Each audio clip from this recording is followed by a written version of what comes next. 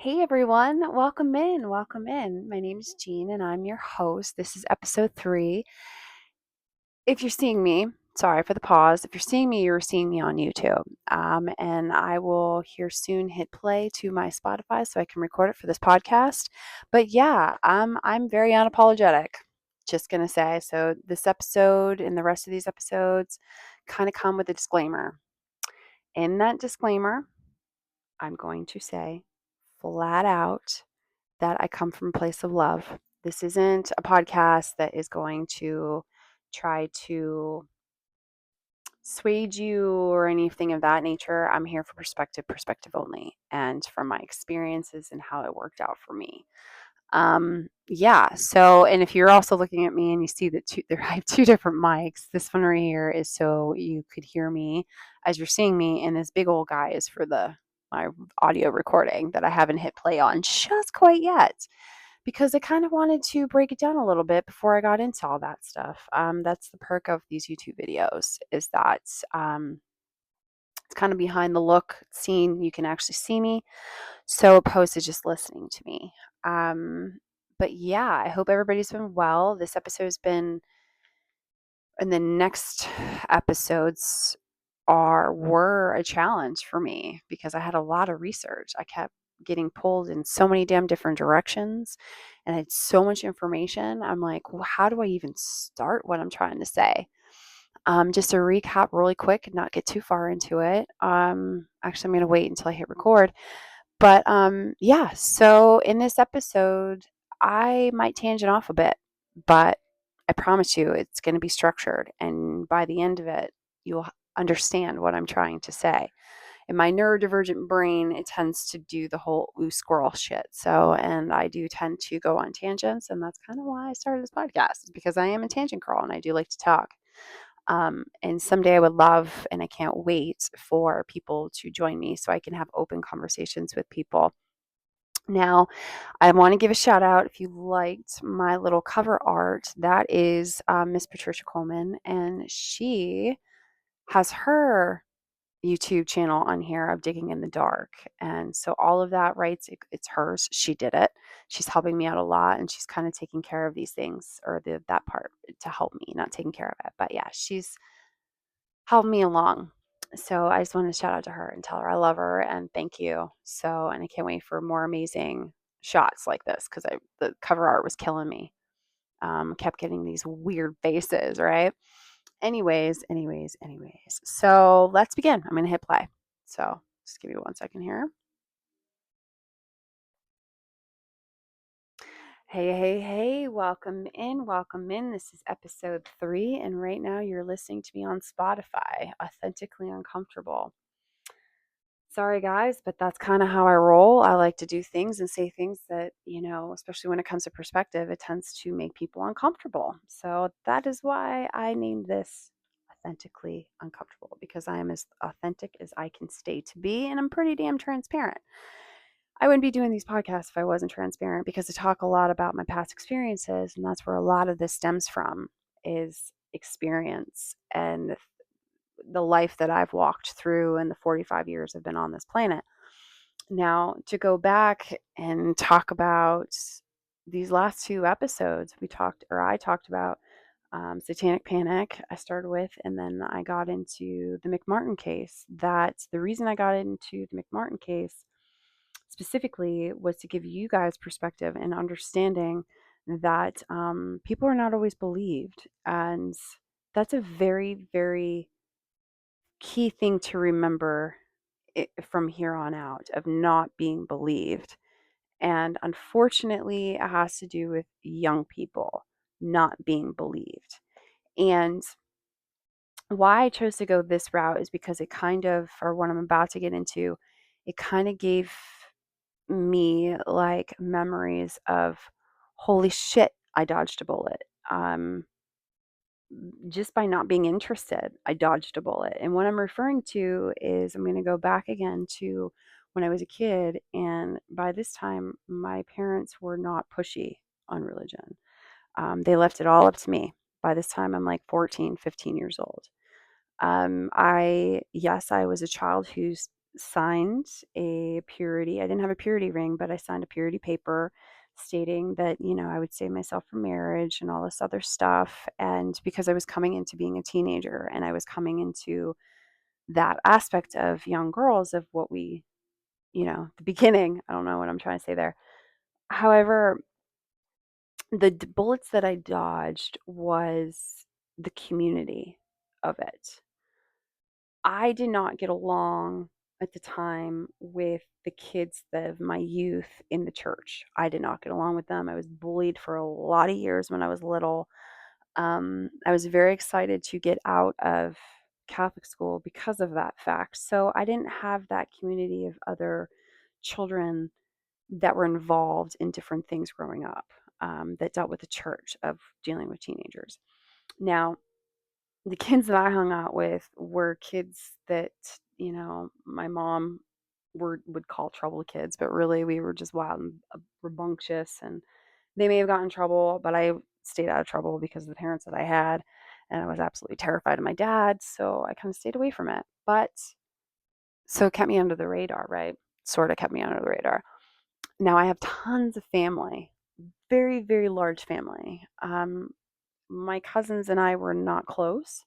So, and when we were close, we would have family functions at my house. That was the funny part because, actually, it's funny, not funny. They got in trouble for hanging out with me as a little kid because I listened to rock music. And as I had got into earlier about satanic panic and the perception and certain things that you dabbled in, you were automatically evil, right? So, not according to my dad or my mom, and those two people's opinions mattered more to me than anybody else's opinion. But I've had cousins get in trouble for hanging out in my room and listening to music or whatever. They got in a lot of trouble, and it was like rock music. There's a reason I'm bringing all this up because there's a culture in the Christian church, okay? Not just Catholic, but all Christian churches, and you see it now, and you'll see where I'm pointing these, where I'm going to be connecting these dots. So I never got affiliated with anything of, Christian youth, right? The only thing that I was able to identify with it was music because that was always my escape since I was 5 or actually I think younger than 5. My dad used to put those little in the 80s, it was pink and it was a cassette tape. Um, I didn't have cassette tapes, but I would listen to the radio. He slid underneath my pillow. So at a very young age, I always had music around me. It uplifted me. It always made me happy. Got so excited, as they say now, it just resonated with me and it still does. And it doesn't matter what genre it is. I listen to legitly everything, from blues to death metal to black metal, or some black metal, some death metal, rock metal, heavy metal, pop, the blues you see over here, that guy right there. I know it's got stuff on it, but I do take that stuff off occasionally. The good guitar, the bluesy guitar, BB King, that's a BB King guitar. So, he's my favorite. So, and I listen to Guns N' Roses. There's a reason why I'm telling you all this, I promise. Um, Now, my dad was all about influence, right? He would want to influence his kids, or he obviously noticed that I listened to a lot of music. So he introduced Christian music to me. Christian music is not all bad. I listen to some, even to this day. One in particular, big shout out to Need to Breathe. They're one of my absolute favorite Christian bands out there. They did a lot for me personally in my psyche and depression and pulled me into out of darkness. Another band, complete polar opposite. They don't consider themselves a Christian band, but they are. Well, I shouldn't. I'm so sorry, guys. I say that to that band. They don't consider themselves that for the reason I remember in old interviews, because they want to allow their listener to determine if they're listening for God or if they're listening for themselves, which I heavily respect. And that's Kill Switch Engage. Growing up in the early 2000s, I can't think of them at the top of my head. Breaking Benjamin, that's another one that's considered a Christian band. I just saw them recently in the last 5 years. Fucking amazing, right? Never knew they were Christian bands. I listened to a lot of them. So my dad was like, with the music, he's like, I wonder how she would respond to Carmen or DC Talk. And I mentioned DC Talk for a reason. I'll come back to that.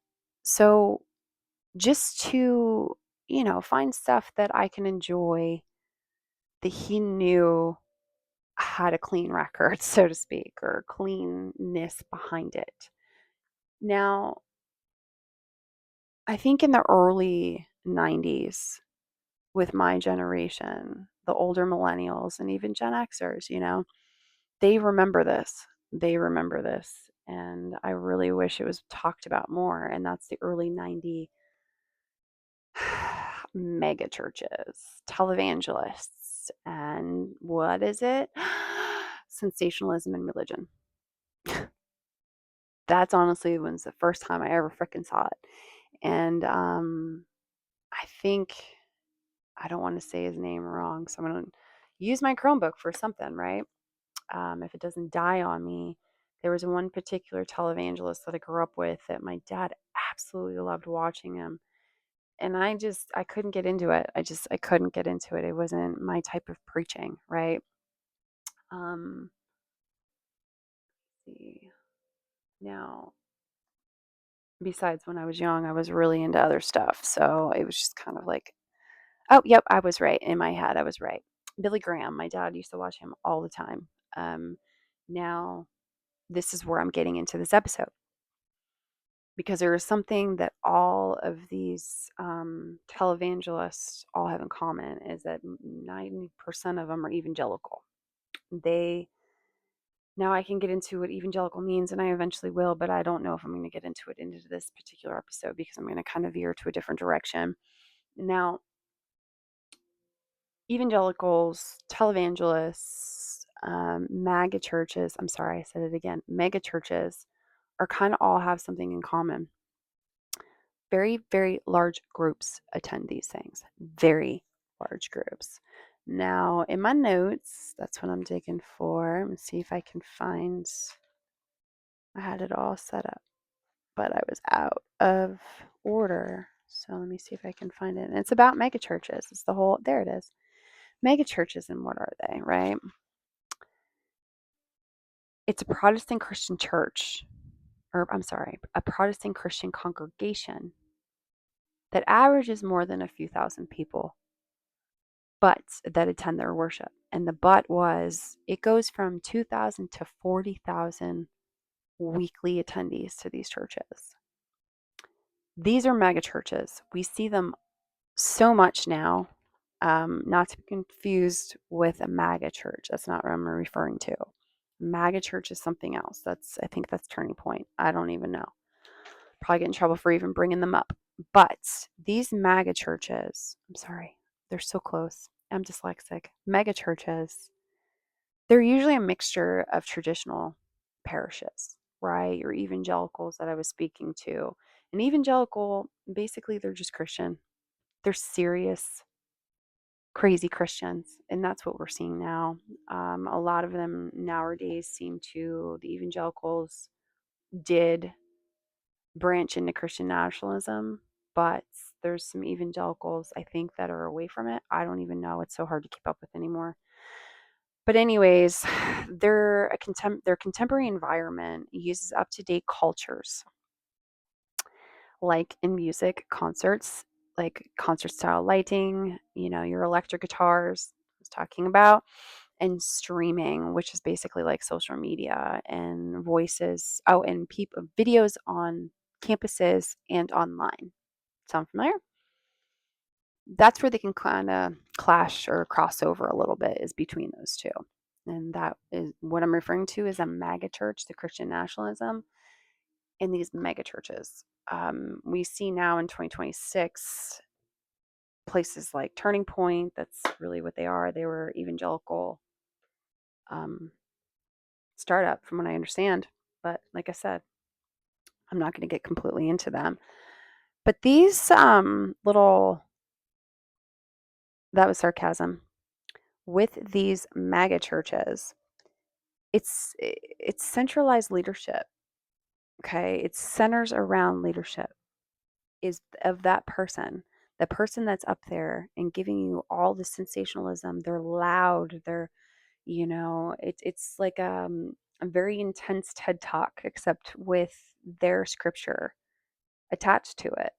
So they tell you all this stuff and they feed it all out, and they will pump you with information about how they've been chosen to tell you everything that they need to tell you about God and about Jesus. Um, and the person and people that I'm going to give you an example by is Hillsong. Guys, Hillsong. If you don't know about Hillsong, please, there's tons of documentaries out there that you can watch on Hillsong. And the reason I'm bringing up Hillsong is because the original founder, Brian Houston, has tried to get himself involved with our politics. And I say our, and if you're listening from a different country, I'm referring to the United States, with this current administration. But he was denied because of his story and what he did. Now, what is Hillsong?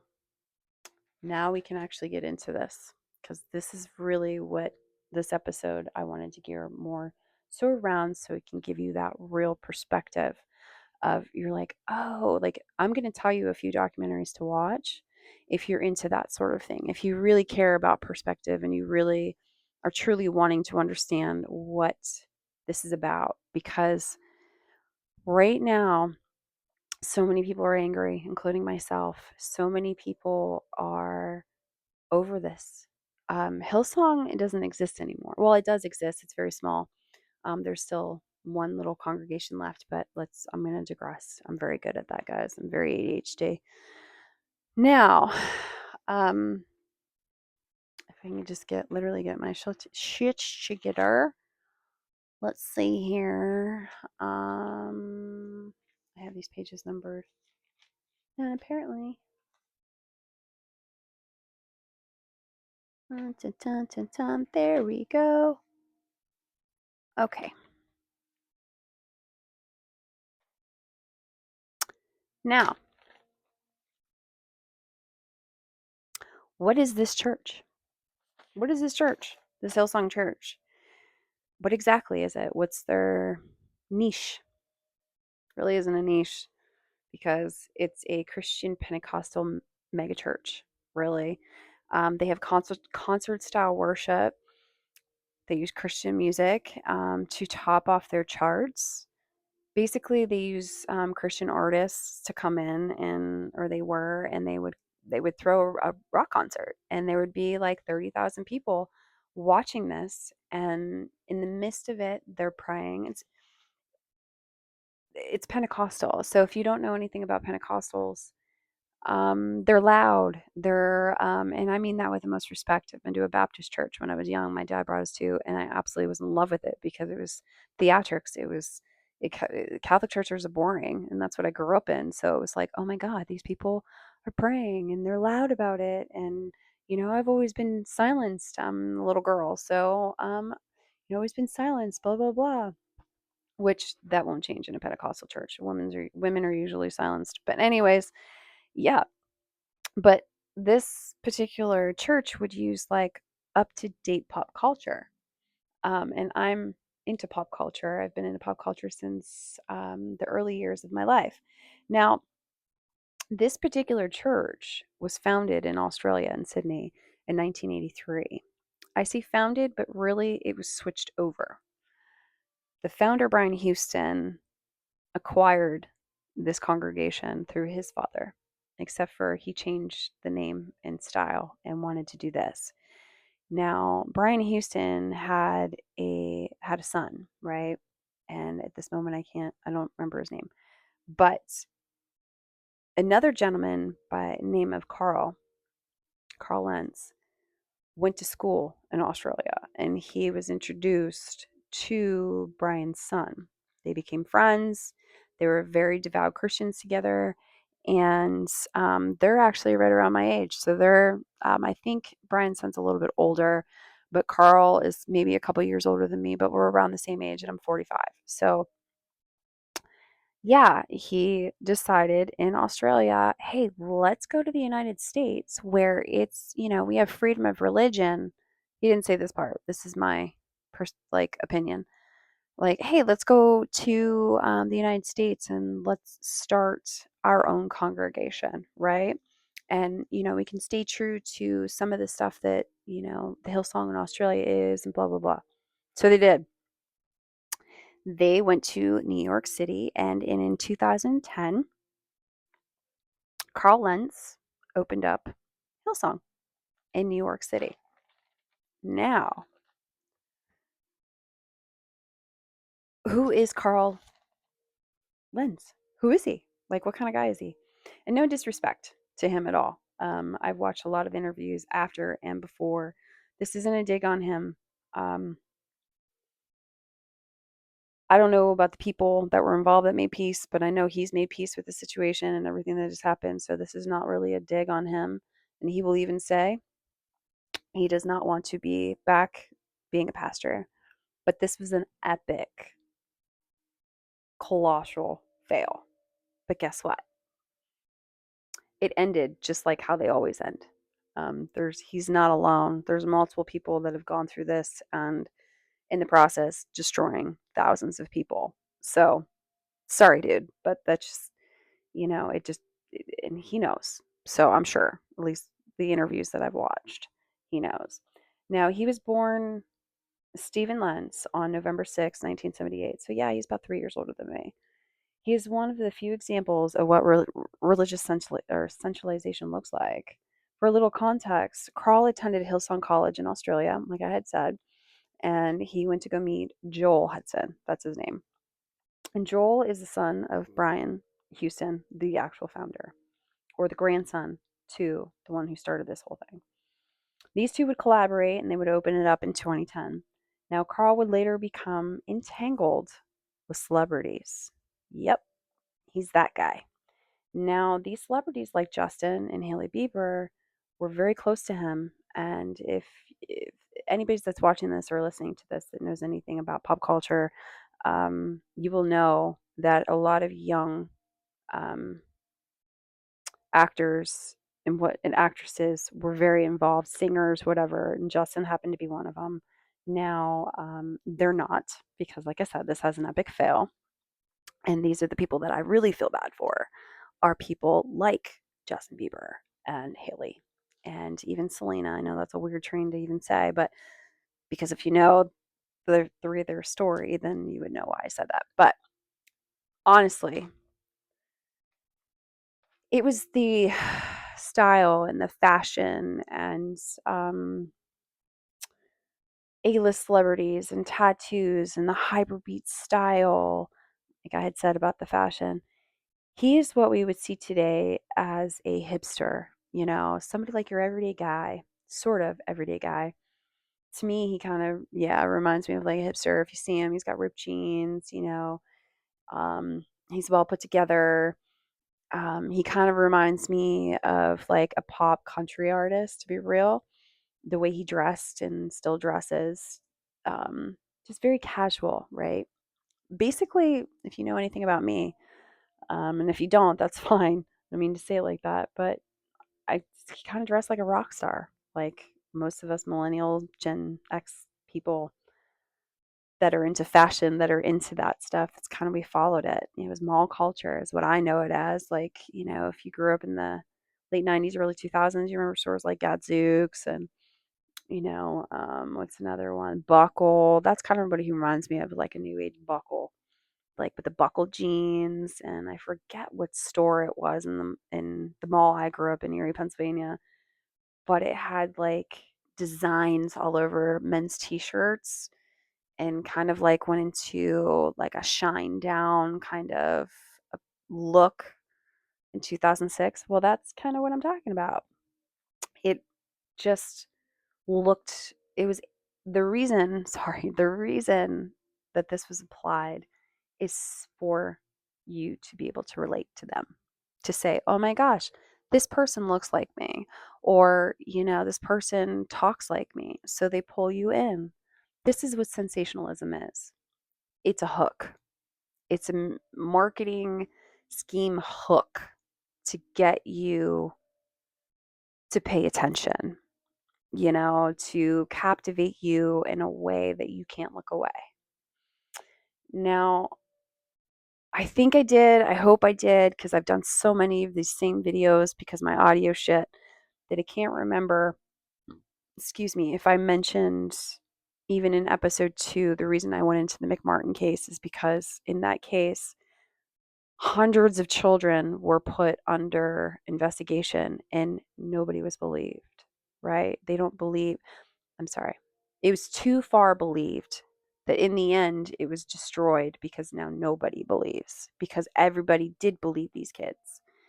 And in the end of a 10-year trial, it was proven wrong. And now we have a serious problem with people not believing other people. And I hate to say it, but this is kind of one of those things. Now, let's see if I can get into, or find my, there it is. Now, allegedly, in 2020, this all came to a head. Now, remind you, I said that this place, or Hillsong, was developed in 2010. So by 2020, Carl was fired. It's not really allegedly because it's actually happened. He was fired. So if you look it up, you do your own research, that did happen. But what he admitted to was indiscretions and morality reasons. His allegations were he was unfaithful in his marriage, his leadership, he had leadership issues, breach of trust, and moral failures. That's really what it comes under. He acknowledged and admitted that he engaged in an adulterous affairs. His wife actually lost her employment there because she worked with him at this church, because by this time for 2020, this church is huge. It is considered a mega church. Remember what I said, it pulls in at least at the lowest amount 2,000 people. This up to 40,000 people. He had people in his pocket. I say in his pocket, and I don't mean disrespect, but under his claw. He had Justin Bieber, and he was using him. That's what these people do. They use other people to get where they are, or to make you convince you that, this is real and God is real and God has chosen me to change these people's lives, right? Now, the thing about changing people's lives, 90%, and no disrespect out there, but this is kind of already been proven. So it's not just my opinion. A lot of people, when they're going through things, they turn to God. And there's nothing wrong with that. There's nothing wrong with picking up your Bible, opening up, and finding a passage that is going to get you through the day. Okay. I'm very big on mental health, and I'm very big um, on when you're going through massive amounts of shit, whatever gets you through it. But what I have a problem with is people taking advantage of that. I have a serious problem with that. And that's really what's inspired me. And that's what I feel he did. Um, I know there's a lot of people out there that might be listening that don't give a damn about Justin Bieber or Haley Bieber or Selena or any of these other people that were affiliated with this church. But the one thing that you have to be seriously living under a rock is to not see the damage of the music business in general and what it did to Justin Bieber. Okay. No, I don't know him personally, but it's pretty obvious, and it's sad, and it makes me even more sad to know that he was trying to seek out, and he was trying to seek help and comfort in religion, and then this shit happens. Now it gets worse because it's not even so much Carl and what his allegations were. Um, it was more so the fact that his best friend's father, who started Hillsong, even as a whole, Brian Houston, has more of a disturbing reality of what happens in these churches.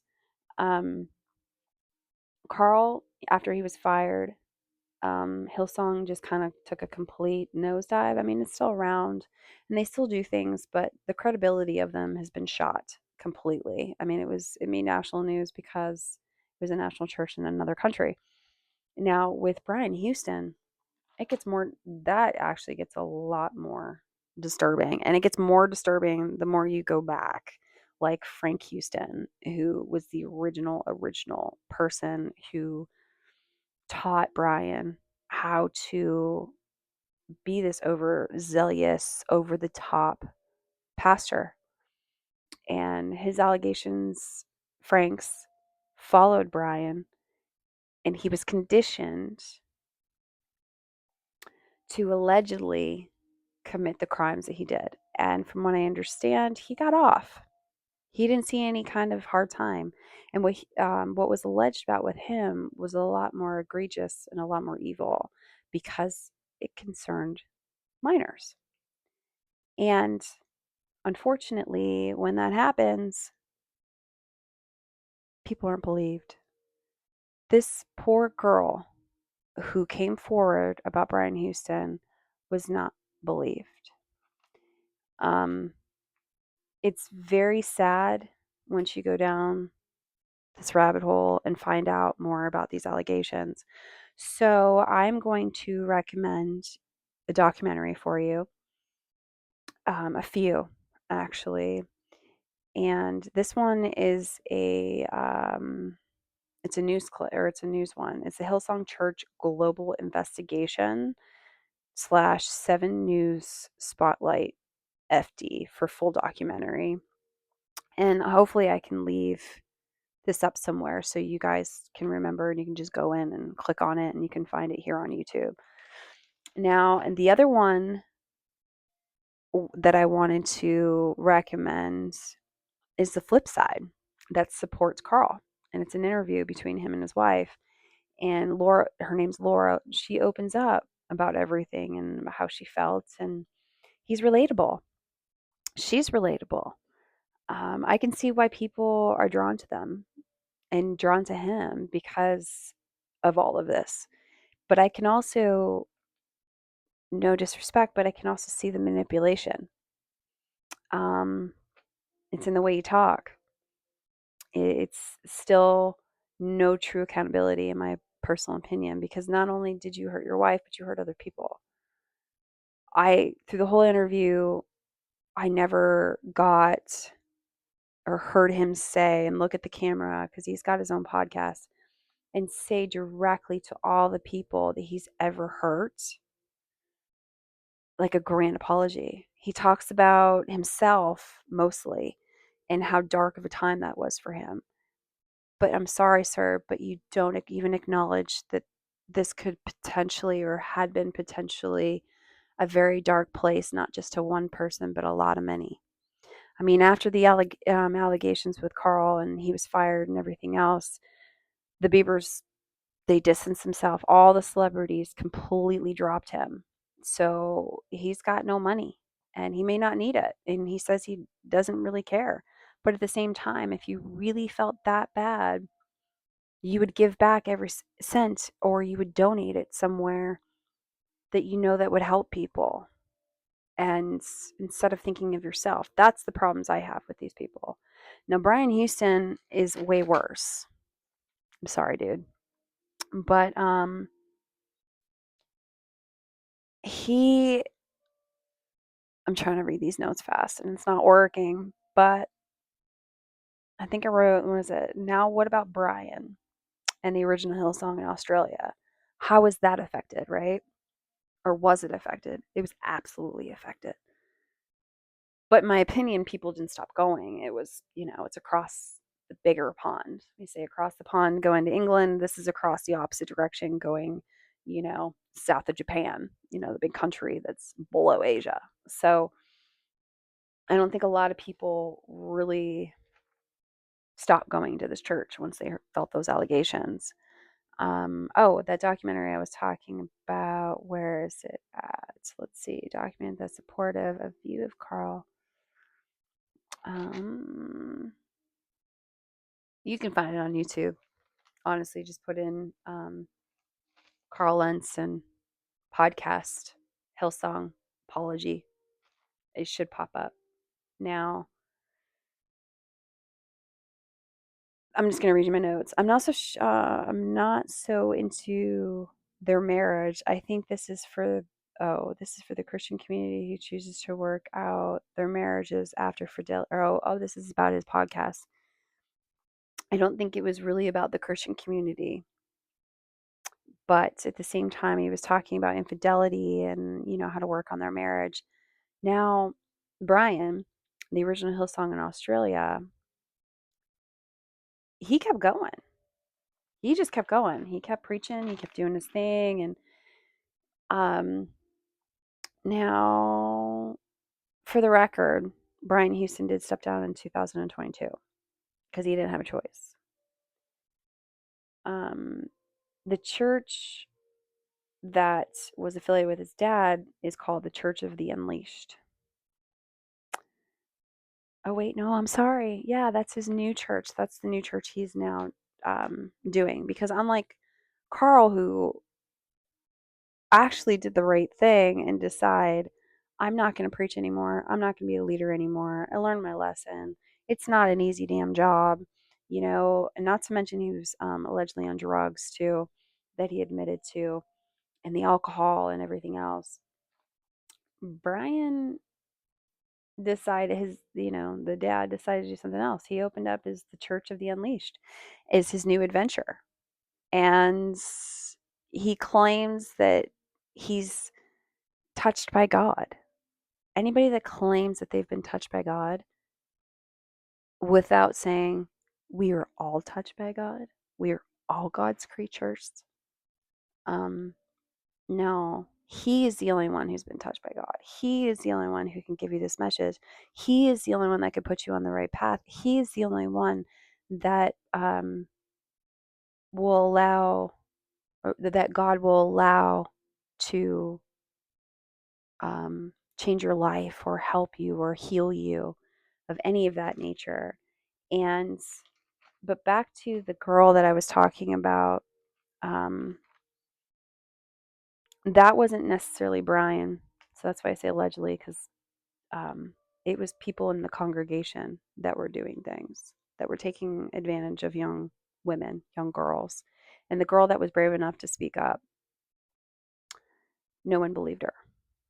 Her dad had to fight it. Her dad had to push the issue. This is why Brian was considered or let off, because he didn't commit the crime, allegedly, with anyone. It was his congregation of people.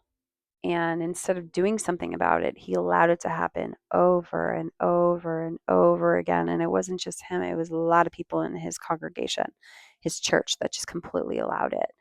And it's disgusting. It's absolutely egregiously disgusting. We are supposed to protect children, remember? We're supposed to believe children when these things happen. And it's not even like this girl was a child.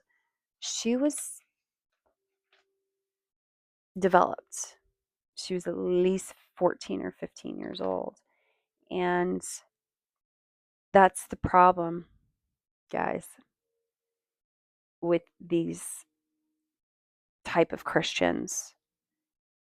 They don't protect girls this age because they don't believe that they're children anymore. And for some odd reason, they believe that they have access to them, that they should have access to our bodies at 14, 15 years old. And yeah, trying to force women to keep these babies, that's a whole nother conversation. But there's so many. I have a few more that I am going to talk about. And I just want to understand or to see this is one small church. Even though it's 40,000 people, it's one small church. The United States is a big country. So is Australia. And me. When I say me, I mean my country. The United States and Australia do have that in common. You know what that is? Cults. Yep. I put it in that category because these people of this church, can you imagine why Brian Houston and his people, along with his son, along with Carl, have thousands and thousands of dollars? These people probably don't even have to work for the rest of their life because they don't need to. They've got donations. They've got people. Yeah, so this is what is wild to me, and it's wild for a lot of other people. And I hope you enjoyed this episode. My next episode into part 4, or not part 4, but episode 4, is going to be completely on how this affects people. I'm sorry, I was watching my window. It's out my window, and somebody pulled my driveway and sat for a while, and then they drove away. So it was really weird. So that's what loose squirrel. That's what ADHD looks like. But I'm already going on 40 minutes, and so I am going to end it here. I'm going to keep going because I have a lot more to say because these MAGA churches are out completely. They're insane. And this next episode, I'm going to break it down for you. The difference with these Pentecostal churches, these Baptist churches, they're not all bad guys. Or are they right now? That's the question. That's what makes me uneasy. That's what makes me question it all. Because you can't just go to a regular church anymore and a Christian church and feel safe. I feel safe in certain churches, but lately I don't feel safe even having a religious conversation with people I don't know because I'm afraid they're going to start calling, saying you're going to go to hell or you're a witch or, you know, this and that. I'm not really afraid. It's just more, I don't have the energy anymore. So this is what I'm putting my energy in. But until I do have that energy and I have the opportunity to actually talk to someone on here publicly, I'm just going to keep going and give you perspective on it because I can give you perspective. I was married in a Methodist church, I was raised Catholic. Um, People in my family are Protestant. I come from a very long Protestant family. I also come from a very long line of Catholics. I have Pentecostal. Um, my dad's last name is actually in the South, is ahead of the biggest Baptist church on record, which is Holman. So there's a huge possibility that I'm in that line as well, that I have, Baptist kind of going on. I wouldn't be surprised. I love that little Baptist church in Erie, Pennsylvania back in the early 90s. I was very grateful my dad took me there. But anyways, I'm going to get into that and what it all looks like. But for now, if you're seeing me, you can see me getting up and it looks a little crazy. But yeah, till next time, guys, just please stay open, stay respectful, show people compassion. Empathy is a real thing.